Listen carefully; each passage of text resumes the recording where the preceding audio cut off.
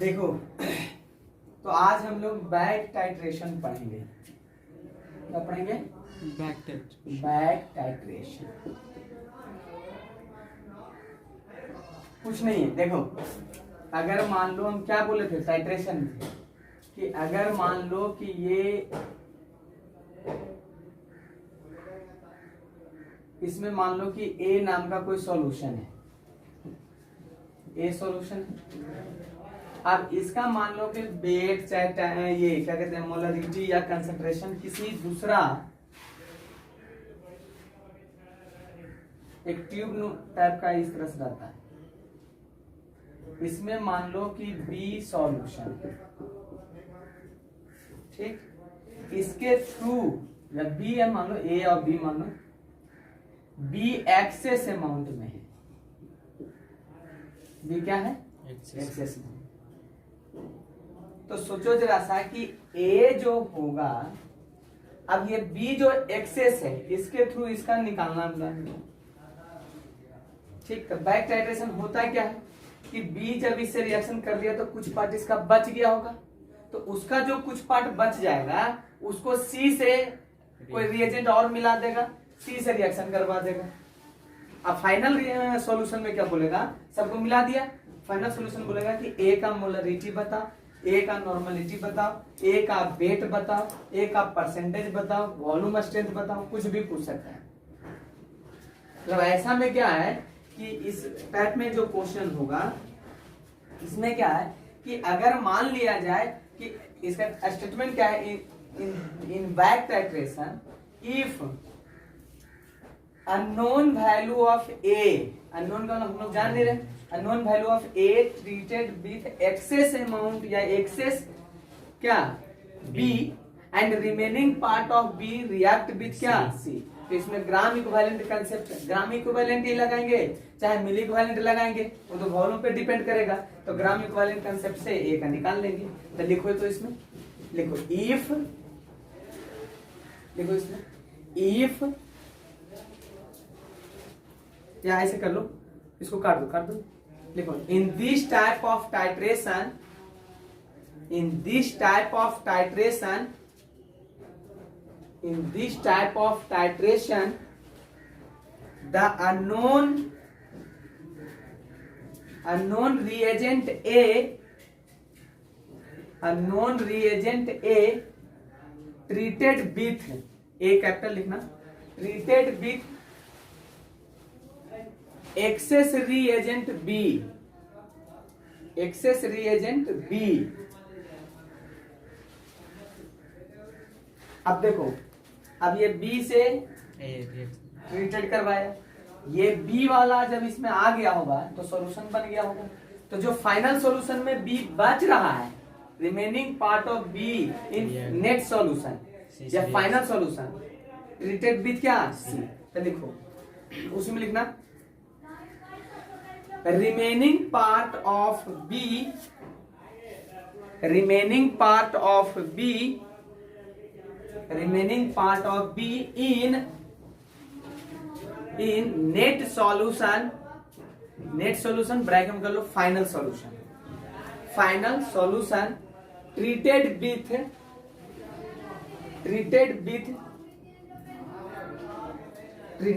given amount of, treated with given amount of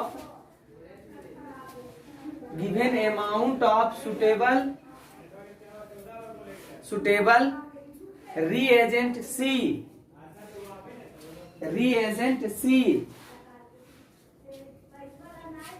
then with the help of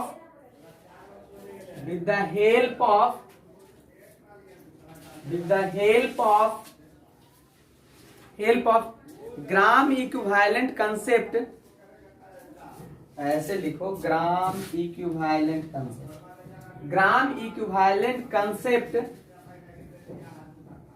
unknown value of A can be calculated, unknown value of A can be calculated, unknown value of A can be calculated, can be. अच्छा एक बात बताओ, जब ये जो पूरा solution बन गया होगा तो उसमें फिर सी से रिएक्शन कराया गया, तो सी से कौन किया होगा रिएक्शन? बी का रिमेनिंग पार्ट। तो बी का जो रिमेनिंग पार्ट किया होगा रिएक्शन, ध्यान से सुनना पड़ेगा। तो तुम सोचो जरा सा कि ग्राम इक्विवेलेंट ऑफ सी जो होगा वो ग्राम इक्विवेलेंट ऑफ बी रिमेनिंग होगा।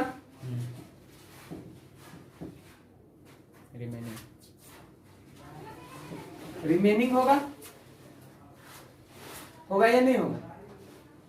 अच्छा ग्राम इक्विवेलेंट ऑफ ए निकालना है, तुम सोचो जरा सा कि ग्राम इक्विवेलेंट ए निकालना अपना लोग, कैसे निकलेगा? देखो ए से बी पहले रिएक्शन कर लिया और बी फिर सी से रिएक्शन कर लिया। बी यहाँ पे जो था रिमेन वाला पार्ट था, हमको ए का निकालना है, तो ए के साथ बी जो रिएक्शन किया वो वाला ना।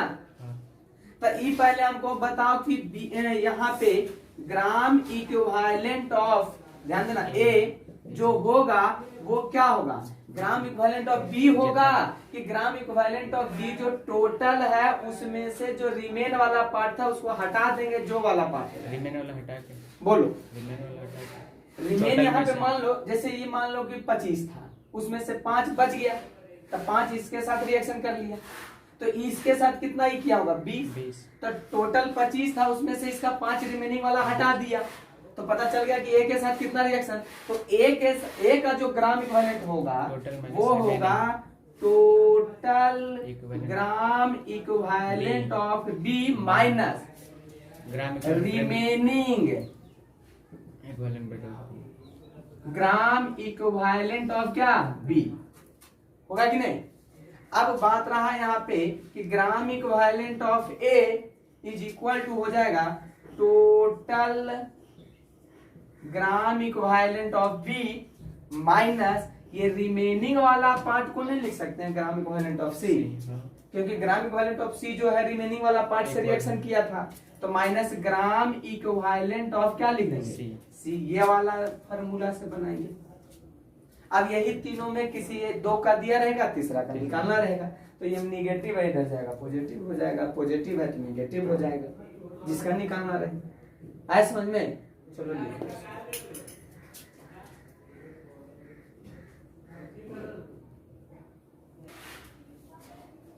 समझना, देखो ये न्यूमेरिकल एग्जांपल है।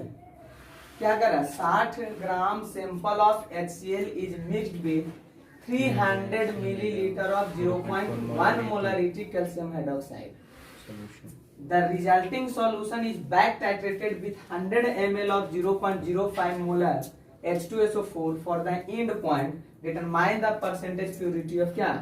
HCl।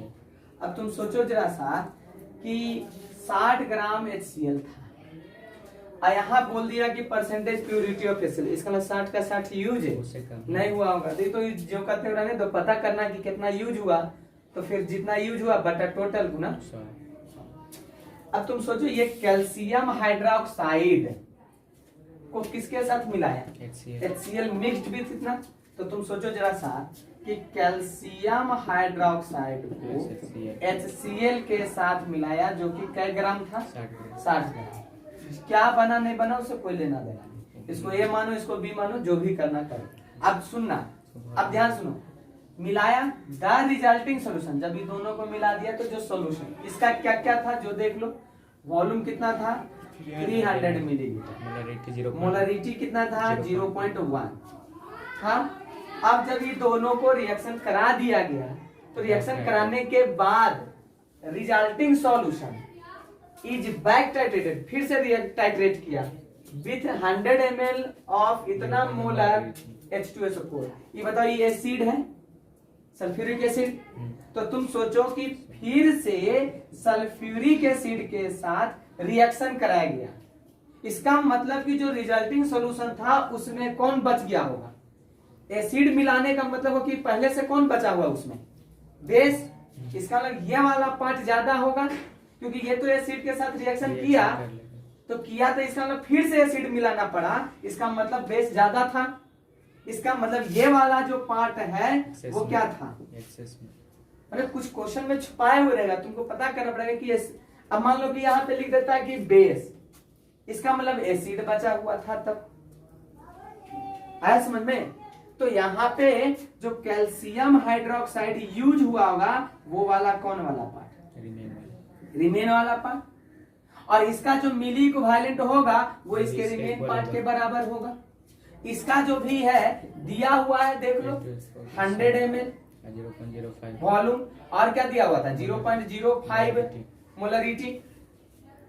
तुम सोचो जरा सा कि कैल्शियम हाइड्रोक्साइड टोटल दिया हुआ है ना, टोटल का ना दिया हुआ, ये तो हम लिख दिए कि एक्सेस में था।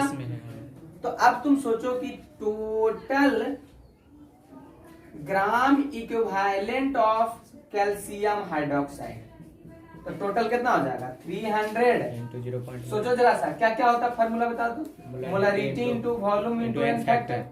तो मोलरिटी कितना बताओ, 0.1 गुना 300 इंटू 300 इंटू इंटू 2, तो ये और ये कट जाएगा 60 आ जाएगा, टोटल 60 आया, ठीक, टोटल तो 60 है।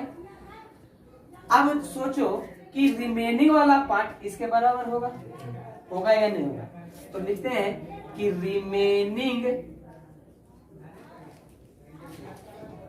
कितना रिएक्शन इसके साथ क्या, ये तो पता नहीं है, लेकिन रिमेनिंग वाला पार्ट तो पता चल जाएगा।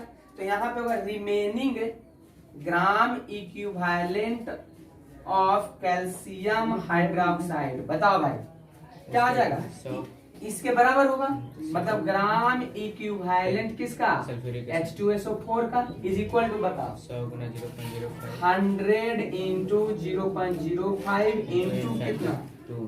2, तो ये 2 0 कर जाएगा 50। अब तुम सोचो यहाँ पे इसके साथ जो रिएक्शन किया वो कौन 10, ये था टोटल कितना 60, इसका मतलब यहाँ पे 60 टोटल था, अब 10 बचा जो इससे रिएक्शन किया, इसका मतलब 50 से खर्च हो गया, इसका मतलब ग्राम इक्विवेलेंट ऑफ HCl, बेट सेल कोई लेना नहीं, ग्राम इक्विवेलेंट ऑफ HCl जो होगा 50 ग्राम इक्विवेलेंट ऑफ HCl जो होगा वो कितना हो जाएगा बताओ 60 माइनस 10। 50 आ रहा समझ में या नहीं आ रहा है, ग्राम इक्विवेलेंट ऑफ HCl ऐसे सोचो कि टोटल ग्राम इक्विवेलेंट किस कैल्शियम हाइड्रोक्साइड का माइनस यहाँ पे रिमेनिंग वाला यहाँ पे लिख देते हैं ग्राम इक्विवेलेंट कैल्शियम हाइड्रोक्साइड का रिमेनिंग, टोटल था 60, अब टोटल था 60 या माइनस यूज रिमेनिंग कितना था 10, तो टोटल कितना आ गया 50। ये आया कौन सी भाई ग्राम। अब हमको परसेंटेज प्यूरिटी निकालने के लिए बेट, तो ग्राम इक्विवेलेंट बराबर होता है मोल इंटू एन फैक्टर, तो इससे मोल निकल जाएगा। तो यहाँ पे सोचो कि mole into N factor HCl का वो कितना आ गया 50, तो मोल 50 बटा एन फैक्टर 1, मोल निकल गया, तो बेट बताओ, तो बेट ऑफ HCl हो गया मोल इंटू, उतना बार बार फॉर्मूला लिखना जरूरी नहीं, मोल इंटू फॉर्मूला बेट 36, तो मल्टीप्लाई कर लो 5 25 30 2 क्या 32, 15 3 18 और 15 3 18, मतलब और 182.5 एक जीरो और पड़ेगा, पड़ेगा या नहीं पड़ेगा, पड़ेगा ना। अब कितना डिजिट के बाद डेसिमल, मतलब 18 25 गलत कर दिए क्या है,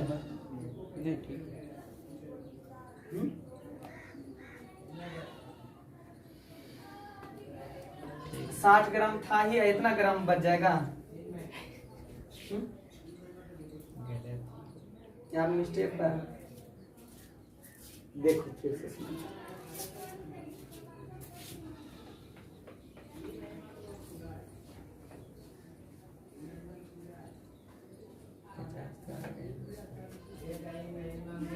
इसका ग्राम इक्विवेलेंट कितना बच गया बताओ, 50 आएगा ना HCl का, ये आ गया HCl के साथ 50। अच्छा एक बात बताओ कि ये ग्राम इक्विवेलेंट था कि मिली इक्विवेलेंट था, मिली इक्विवेलेंट देखो गलत यही किए हैं, यहाँ पे मोलरी वॉल्यूम जो था मिलीलीटर में, तो ये जो है क्या है मिली इक्विवेलेंट, मिली इक्विवेलेंट, तो ये रिमेनिंग क्या हो गया मिली इक्विवेलेंट। तो ये वाला जो होगा ये किस क्या होगा, मिली को मिली इक्विवेलेंट, यहाँ पे मिली इक्विवेलेंट होगा, 1000 मिस्टेक यही किए थे। तो ये जो आया ये क्या आया इसका, मिली मिली इक्विवेलेंट HCl का आ गया कितना 50। तो तुम सोचो मिली इक्विवेलेंट बराबर होता है ग्राम इक्विवेलेंट इंटू 1000, तो ग्राम इक्विवेलेंट बराबर हो जाएगा 50/1000। और ये मोल इंटू एन फैक्टर, ये क्या mole into mole into N factor HCl का 1 इज इक्वल टू 50 बाई कितना 1000। तो मोल जब मोल पता है तो वेट HCl का हो जाएगा 36 मोल गुना इंटू फार्मूला पे 60 इतना। ठीक, तो इसको मल्टीप्लाई किए थे 18 कितना आया था इतना, डेसिमल आया था तो इसको हटा दो बाई कितना 1000 1.825 ग्राम आ गया। बोलो अब इसका परसेंटेज प्यूरिटी नहीं निकल जाएगा, उतना बटा 60 गुना 100 कर लोगे परसेंटेज प्यूरिटी कैसे निकालोगे, उतना बटा 60 weight by total weight 100 into 100। चलो ये ध्यान था नहीं था कि वॉल्यूम मिलीलीटर। चलो करो,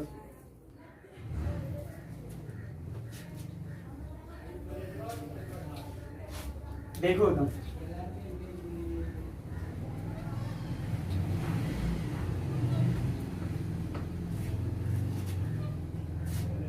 अब क्या परसेंटेज प्यूरिटी निकाल लो HCl का, क्या हो जाएगा वेट कितना आया 1.825 बटा 60 गुना 100 बाई कितना 60 इंटू कितना 100, यही आ जाएगा। तो 6×18 0 से 0 कैंसिल नहीं लगभग आ जाएगा 3%। देखो तो 3 या 30% जो भी होगा सोल्व कर लेगा इसको, कर लेंगे। चलो लिखो हो गया।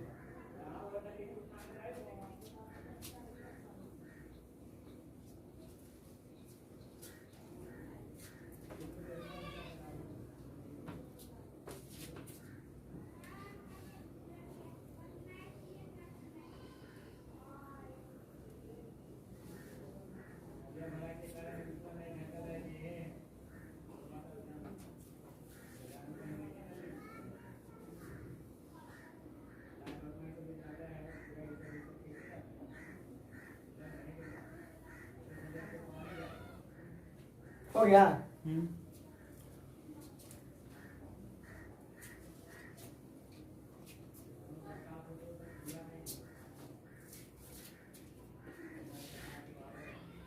देखो भाई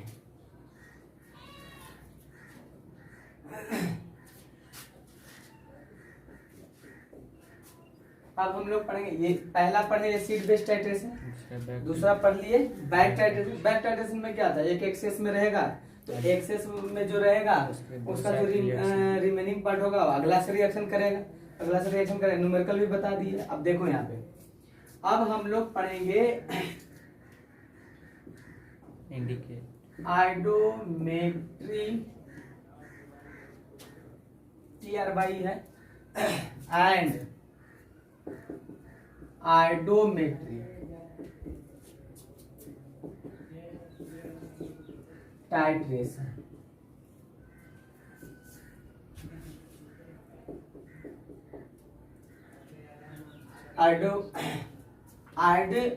आयोडीमेट्री, आइडोमेट्री, आइडो और आईडी दोनों में अंतर है। देखो होता क्या है, दोनों में नाम से पता चला कि आयोडीन यूज होगा। आयोडीन का फॉर्मूला जानता है I2। तो ये जो है ये डायरेक्ट टाइट्रेशन कराया जाता है। याद कर लो भाई, इतना से DI लगा हुआ है तो direct, I indirect. Direct titration with iodine, और ये जो है इनडायरेक्ट में कराएगा, इनडायरेक्ट टाइट्रेशन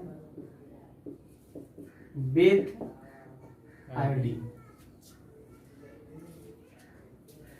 देखो समझना पहले, जैसे समझ देखो इसका एग्जांपल देखो, इसका एग्जांपल जो होगा Na2S2O3, इसको बोलते हैं, ध्यान रखना, सोडियम थायोसल्फेट। इसको रिएक्शन करवाया गया आयोडीन से, डायरेक्ट आयोडीन से कराया गया। तो ये हमेशा याद कर लो कि Na प्लस Na2S4O6 बनाएगा,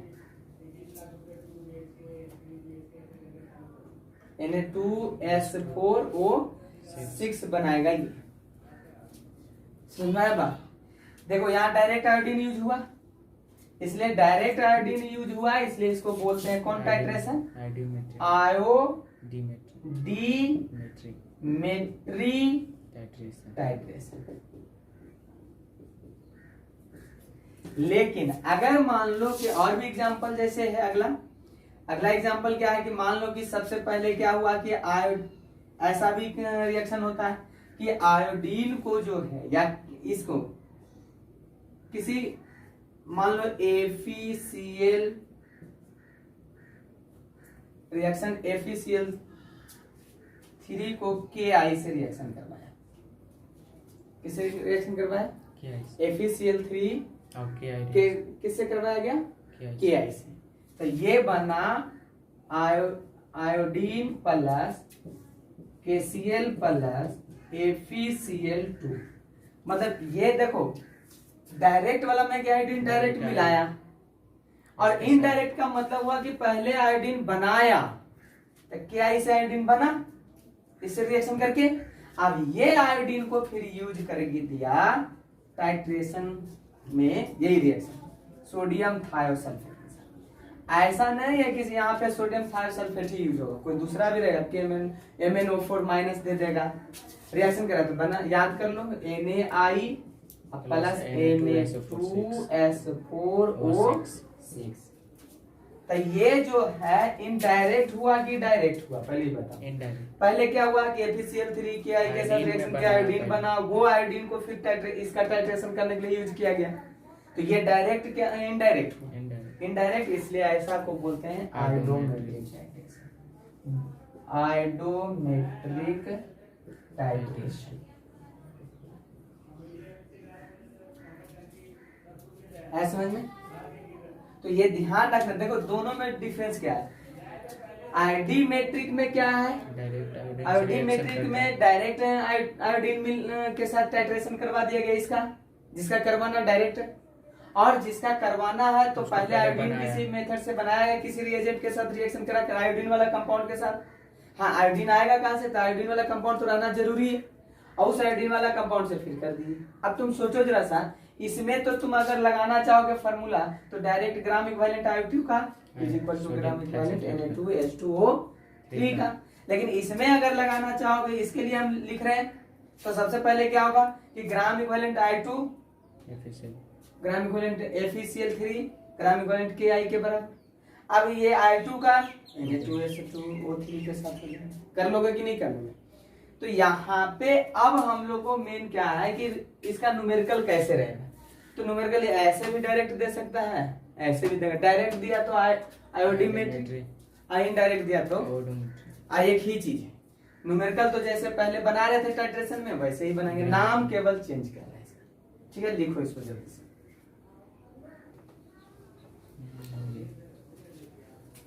देखो तो अब इसका न्यूमेरिकल में थोड़ा सा ध्यान क्या रखना है, जो देखो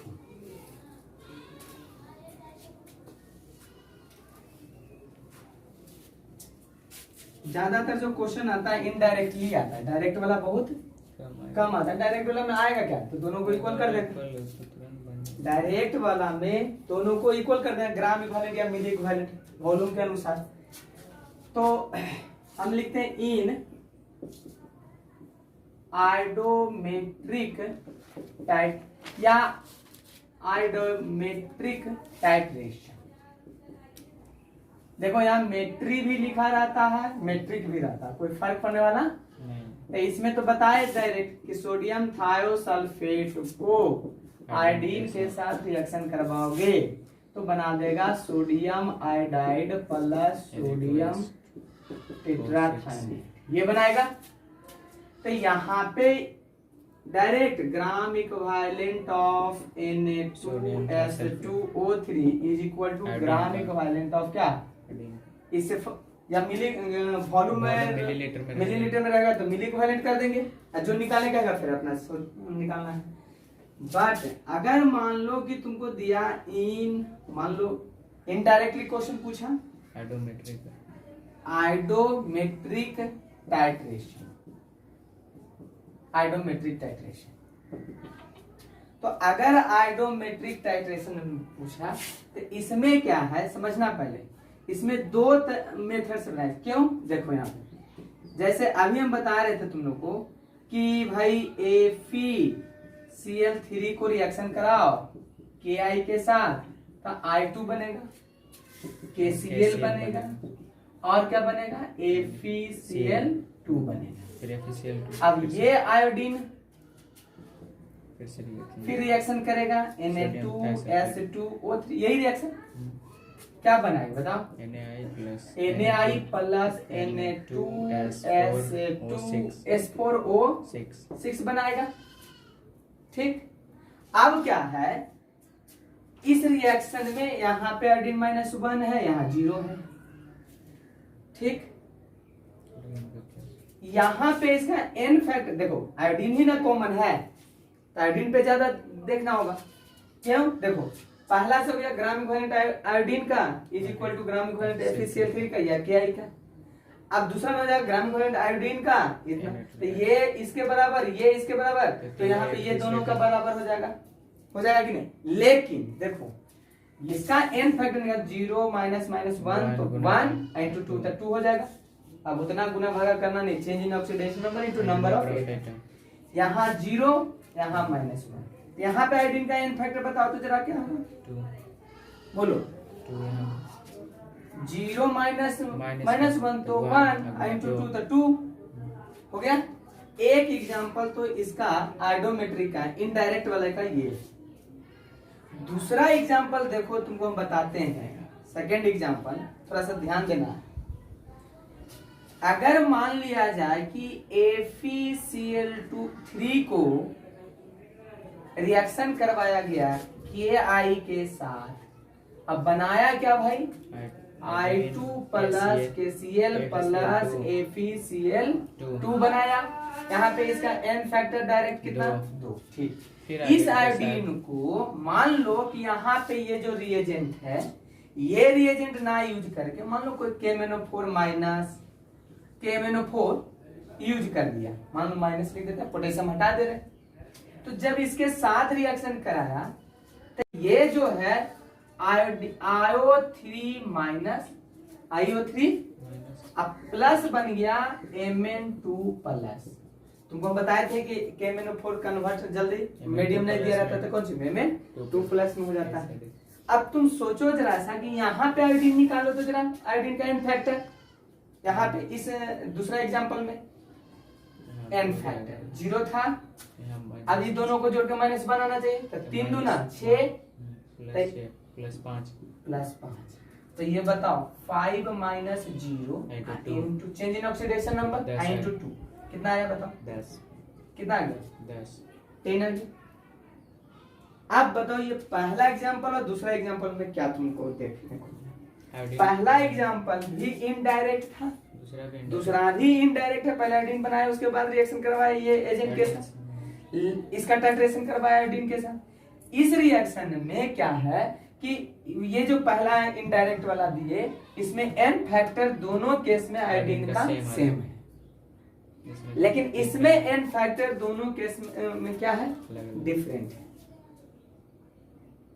मतलब कहने का कोई एजेंट या कोई रीएजेंट एक से अधिक रिएक्शन में यूज होता है तो उसका एन फैक्टर सेम भी हो सकता है और एन फैक्टर डिफरेंट भी हो सकता है।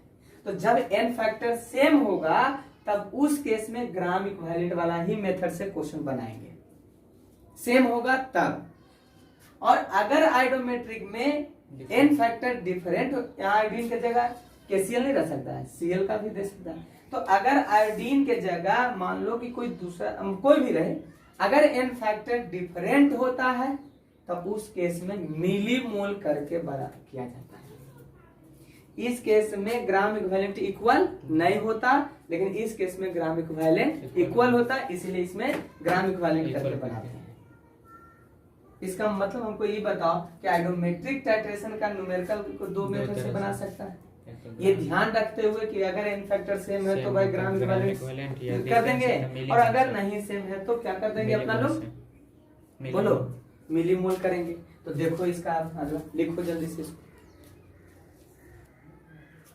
देखो तो अब हम लोग मेन दिक्कत किस में आया, एन फैक्टर आइडोमेट्रिक में, कि एन फैक्टर सेम है तो फिर जो जानते हैं वैसे ही बनाएंगे, लेकिन नहीं है अगर सेम तो फिर कैसे बनाएंगे, जो देखो समझना पहले।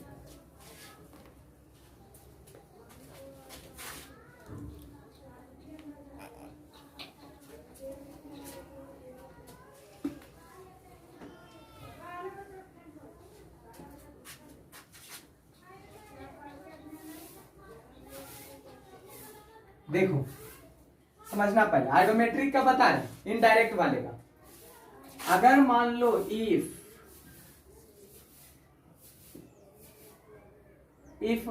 reagent used in more than one reaction, then पहला, then if n factor of this reagent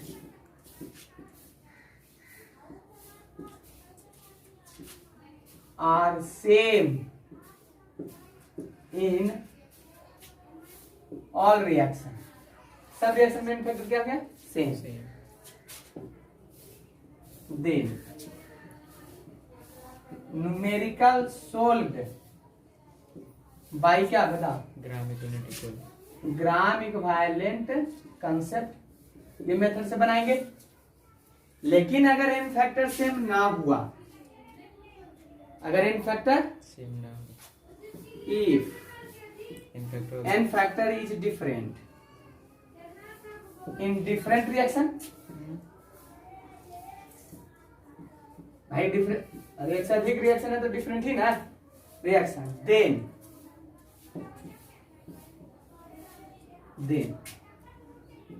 millimole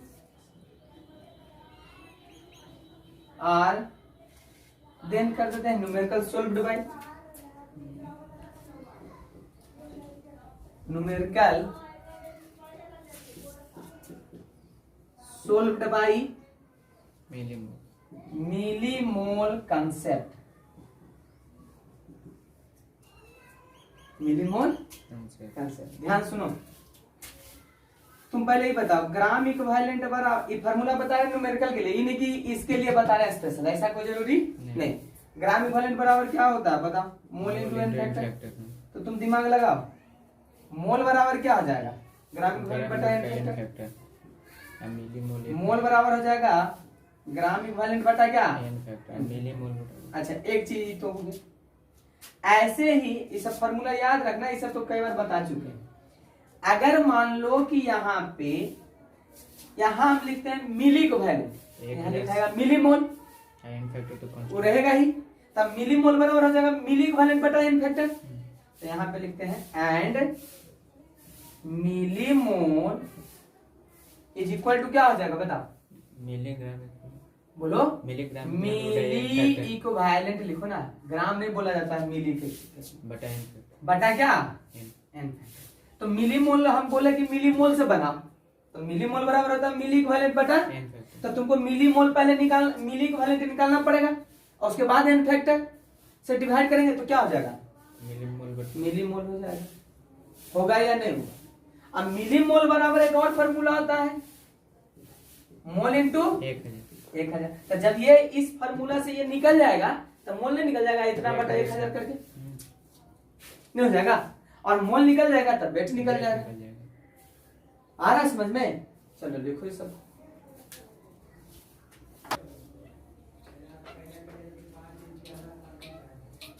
हाँ लेकिन एक चीज देखो, अपना रिएक्शन जो होगा, देखो एक दूसरे से कंपेयर किया तब ना बोले कि मिली मोल करना, जब एन फैक्टर डिफरेंट रहेगा तब। लेकिन अपना केवल एक रिएक्शन रहेगा तो ग्राम इक्विवेलेंट बराबर होगा, मिली इक्विवेलेंट बराबर होगा। जैसे देखो ये न्यूमेरिकल देखो एग्जांपल के तौर पे,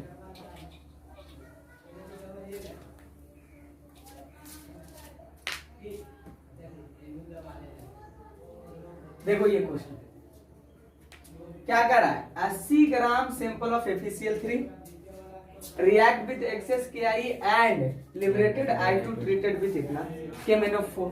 तुम सोचो जरा सा, FeCl3 को किससे रिएक्शन करवाया? KI एक्सेस से।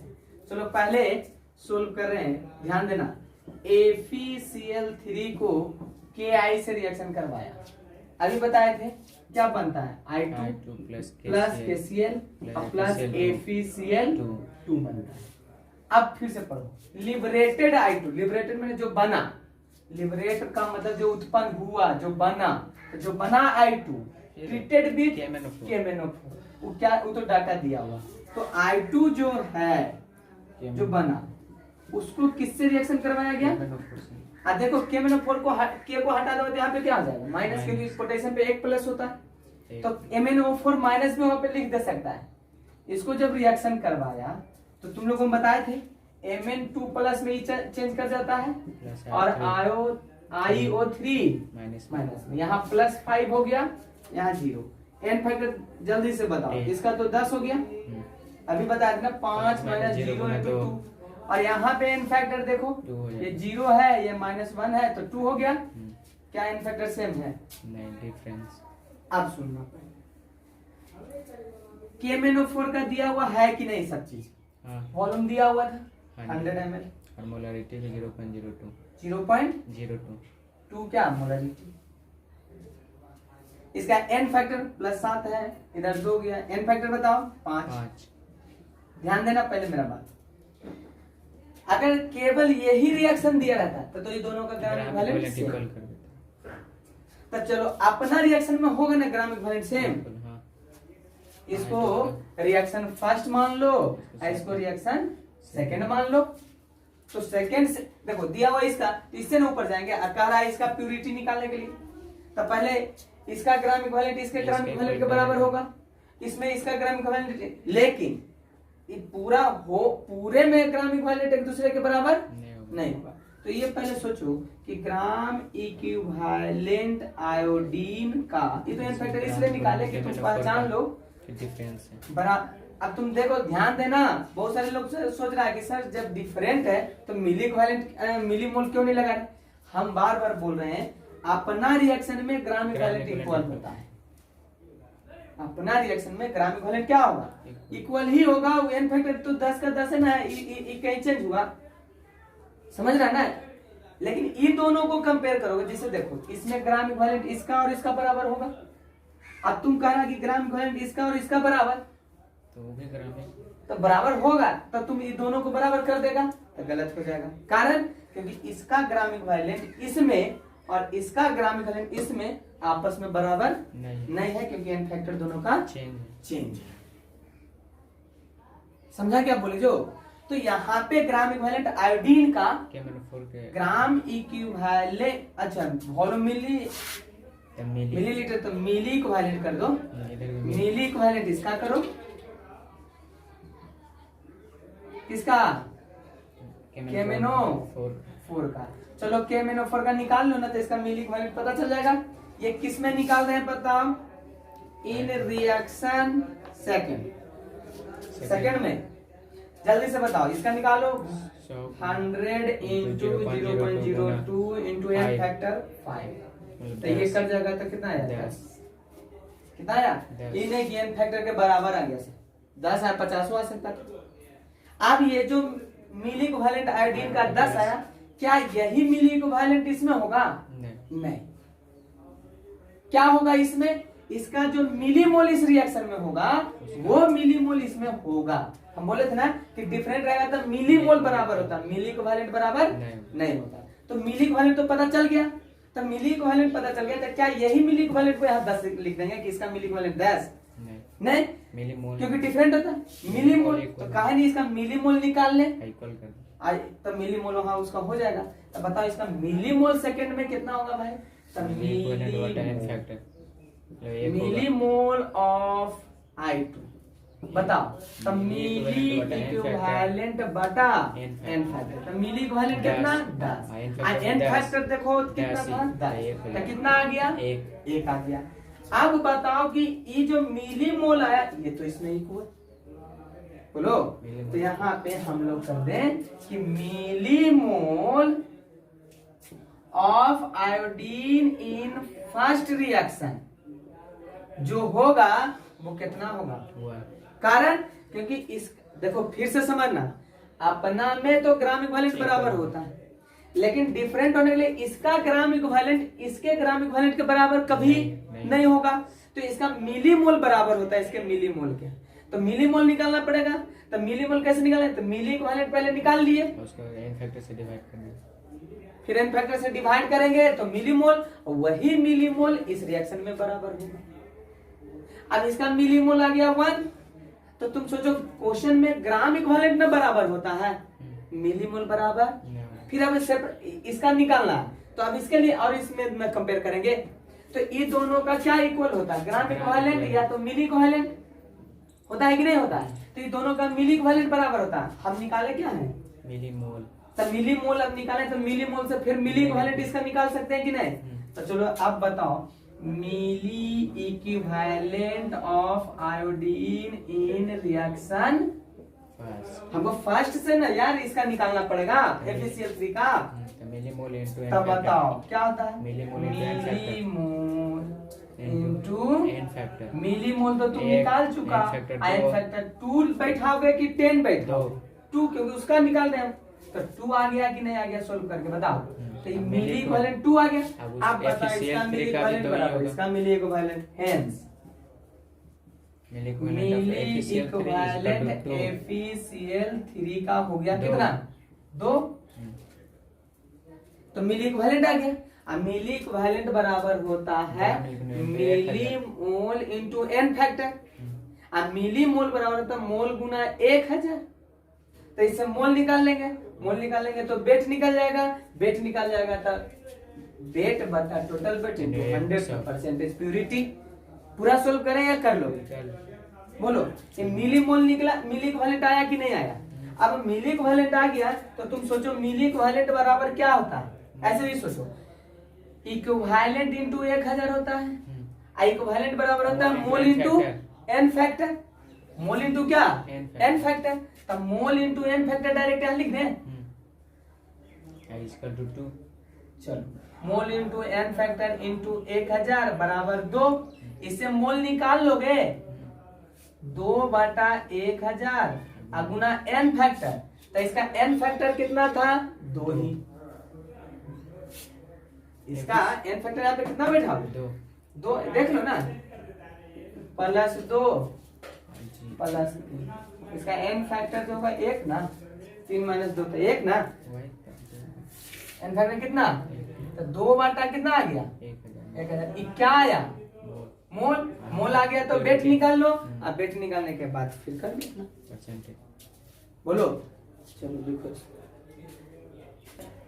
कर दिया, देखो तो ये मोल आ गया, वेट निकाल दो। ठीक, अब मोल आ गया तो वेट निकाल लो। फार्मूला वेट से गुना कर समझ में आया ना कि मिली इक्विवेलेंट बराबर होता है इक्विवेलेंट गुना 1000। इक्विवेलेंट बराबर होता है मोल इंटू n फैक्टर गुना 1000 बराबर 2 कर दिए तो मोल बराबर हो गया। ये दोनों उधर चला जाएगा तो इसका n फैक्टर कितना था? 1। देख लो ना, यहाँ 3 यहाँ 2। अब इससे क्या निकालोगे? इसका वेट। वेट बराबर तो मोल गुना फार्मूला वेट, तो वेट निकल जाएगा तो वेट बटा ये टोटल वेट इंटू कर लोगे। तो ये था तुम्हारा आइडोमेट्रिक टाइट्रेशन और आइडिमेट्रिक टाइट्रेशन। अब हम लोग पढ़ेंगे इंडिकेटर के बारे में। क्या पढ़ेंगे अपना? तो अगले लेक्चर में इंडिकेटर का क्लास होगा। ठीक, लिखो।